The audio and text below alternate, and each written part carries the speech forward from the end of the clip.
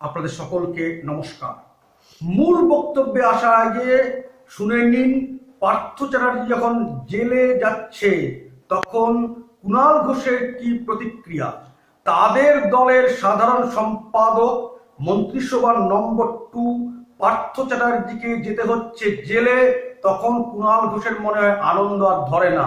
শুনুন তার বক্তব্য। যদি জেল হেফাজত হয় ঢুকে দেখুন কেমন লাগে। সবাই কম বেশি করে মহাভারত পড়েছেন। গান্ধার রাজ্য ধ্বংস করেছিল কৌরবরা, গান্ধারীকে জোর করে হরণ করেছিল। শকুনি তাদের 100 ভাই এবং তাদের পিতা গোবলকে কারারুদ্ধ করেছিল। ঠিকমতো খেতে দেওয়া হতো না, সবার মিলিত খাবার তারা শুধু শকুনিকে দিয়েছিল তাকে বাঁচিয়ে রাখবার জন্যে, যাতে সে কৌরবদের বিরুদ্ধে প্রতিশোধ নিতে পারে। শকুনি সবচাইতে বুদ্ধিমান ছিল, তাই অন্য ভাইরা অনাহারে মরে গেল, শকুনিকে বাঁচিয়ে রাখলো। পরবর্তী সময় আমরা দেখেছি শকুনি কৌরব রাজসভাতে প্রবেশ করলেন, অত্যন্ত গুরুত্বপূর্ণ আসন তিনি পেয়েছিলেন। ধৃতরাষ্ট্র দুর্যোধন দুঃশাসন তাকে পরম মিত্র বলে মনে করত। তার কাজ কি ছিল সবাই দেখেছেন। শকুনি অনেক বড় যোদ্ধা ছিলেন, মহারথী ছিলেন, তৎকালীন ভারতবর্ষের অপ্রতিদ্বন্দ্বী পাশা খেলোয়াড় ছিলেন। সেই সঙ্গে অসাধারণ রাজনৈতিক ও কূটনৈতিক মস্তিষ্কের অধিকারী ছিলেন। কিন্তু ব্যবহার করেছিলেন প্রতিশোধ নেবার জন্য, কৌরব বংশকে ধ্বংস করবার জন্য। 3.5 বছর জেলে ছিলেন কুণাল ঘোষ। তার দল তৃণমূল কংগ্রেসের কারণে বারবার তিনি জেলে বলতেন যে আমাকে বিনা কারণে আটক করে রাখা হয়েছে। সবচাইতে সুবিধাভোগী সারদা কেলেঙ্কারির হচ্ছে মমতা ব্যানার্জি এবং তৃণমূল কংগ্রেস।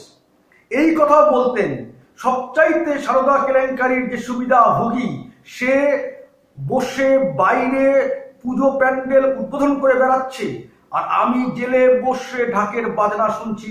এটা হতে পারে না। তারপর কুণাল ঘোষ জেল থেকে বেরিয়ে আসলেন, তৃণমূল কংগ্রেসে বড় জায়গা পেলেন, প্রধান মুখপাত্র, সাধারণ সম্পাদক। কিন্তু মাঝে মাঝে তার আচরণ দেখে এইরকম সংশয় কি মনে হয় না যে তিনি ঠিক কি চাইছেন। প্রথমে শুনিয়েছিলাম পার্থ চ্যাটার্জি সম্পর্কে তার বক্তব্য, এবার শুনুন ফিরহাদ হাকিমকে নাম না করে তীব্র কটাক্ষ করে তিনি কি বলছেন। আমাকে ডিফেন্ড করাতে হচ্ছে, তার থেকে থুতু ফেলে ডুবে।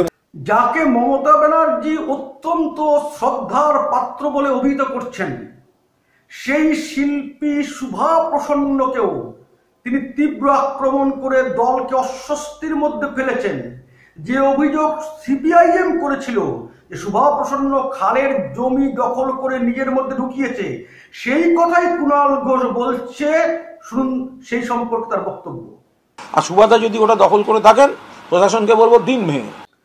দলকে অস্বস্তি ফেলা এখানেই শেষ নয়, তার সর্বশেষ সংযোজন কংগ্রেসের নেতা আইনজীবী কৌস্তব বাগচির বাড়িতে পুলিশি হানা নিয়ে দলের বিপরীতে গিয়ে তার বক্তব্য। সম্পাদক লিখেছেন, পুলিশ দিয়ে গ্রেফতার ঠিক হলো না।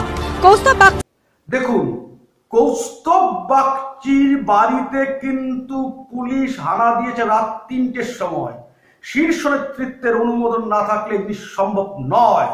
সেটা জেনেও কিন্তু কুণাল ঘোষ সেটার বিরোধিতা করে বক্তব্য রেখে দলকে অস্বস্তিতে ফেলেছেন।